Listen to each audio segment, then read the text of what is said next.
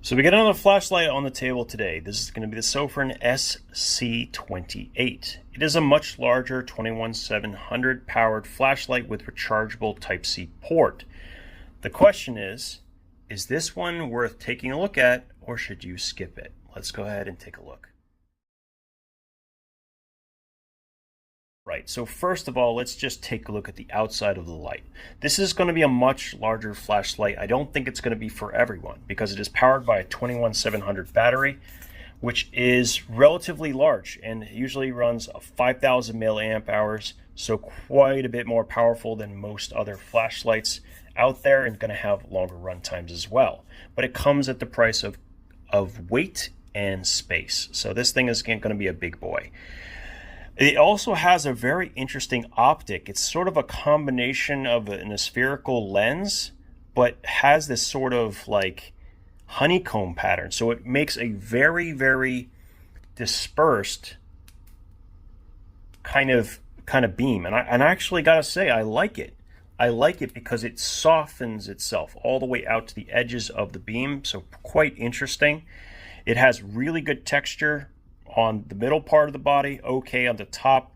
It's not going to be the easiest thing to grab onto because there's nothing stopping you from sliding up, but still not too bad. It also has some fluting for heat dissipation, some light crenulated bezel over here.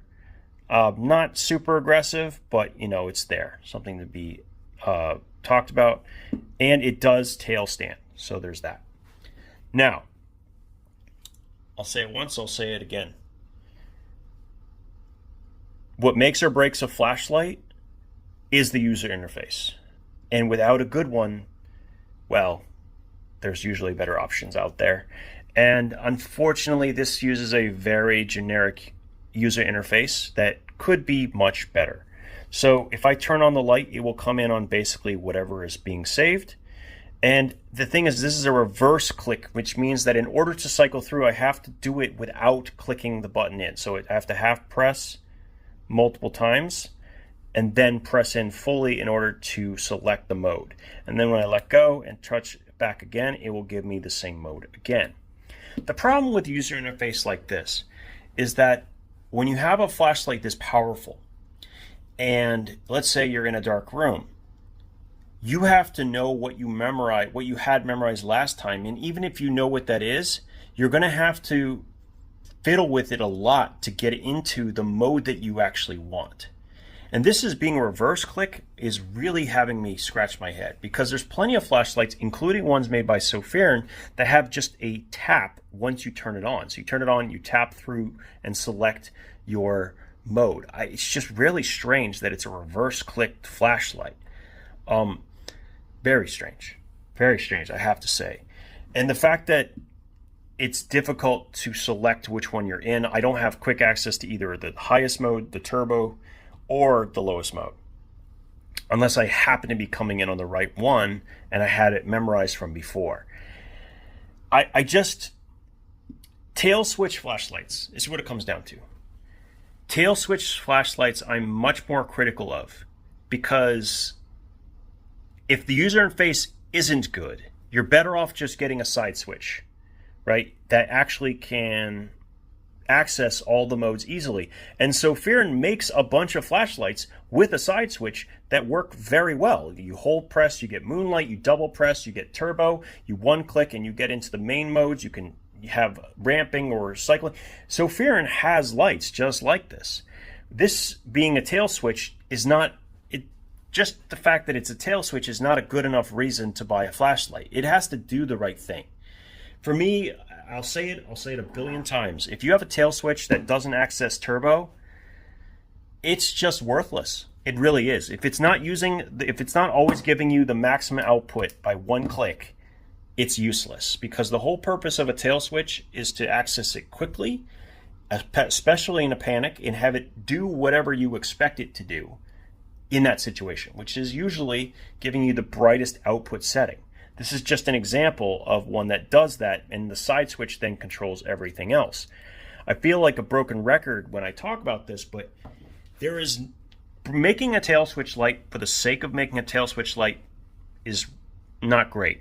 You have to be able to access turbo, especially with these larger flashlights, which is what you would expect it to do.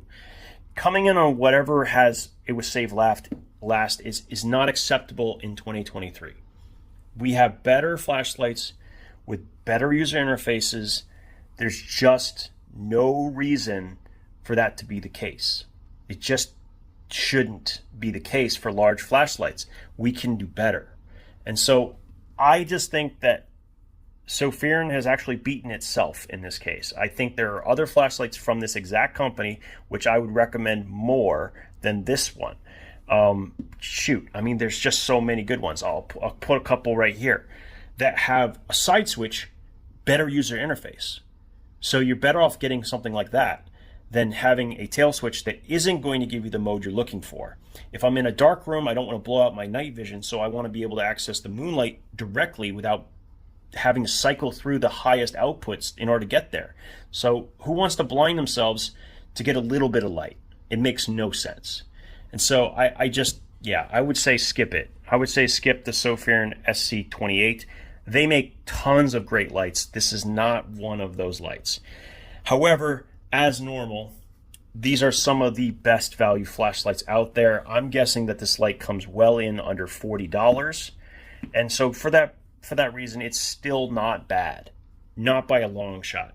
There's plenty of other brands out there that are making worse flashlights than this, but I expect so much at this point from this brand, who delivers so often on good flashlights, that this is an outlier, but in the wrong direction. It really should have been something, well, a little bit better. As great as 2800 lumens are, it doesn't matter if you can't access it quickly.